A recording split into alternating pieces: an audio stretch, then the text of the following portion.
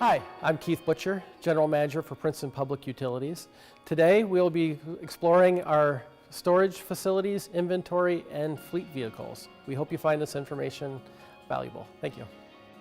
Jeremy, thanks for joining us today. Yeah, you bet.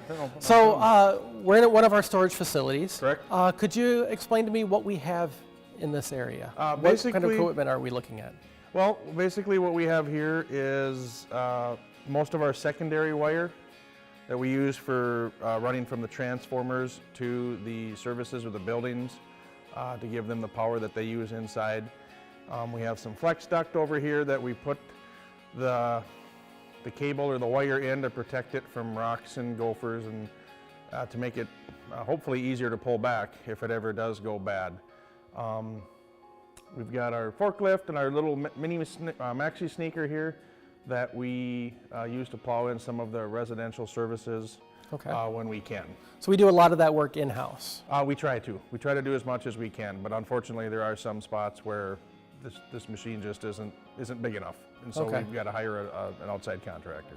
So is it fair to say that if anything fails on the system, absent, say, a substation or a generator, we have the equipment on hand to take care of that immediately? I would say a significant portion of it, yes. I mean, I'd say, upwards of, I would think probably 90% of it. So that really helps with our response time to try to make sure people stay, get back their power as quickly as possible. Yeah, I mean, we're there as soon as we can. I mean, we have a 20 to 30 minute response time, and most of us live within 6, 8 minutes, 10 minutes of town. Wonderful. Yeah.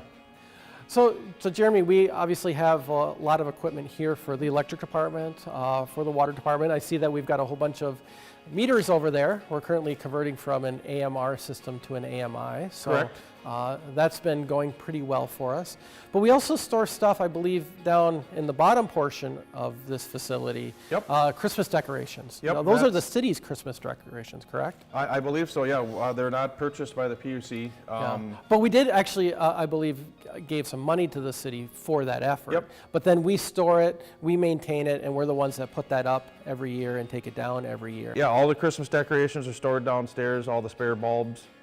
And we go through every single decoration before we put it out and try to get them as, some of them are fairly old, so it can be a process, and we lose a few every year, but it is what it is. Yeah. So. Yeah, in this building itself, I noticed it's not conditioned. It's a cold storage facility, so nothing too fancy. This was an old potato warehouse. Yep. Originally, with the railroad run through here, and this is where they would store the potatoes that they brought in.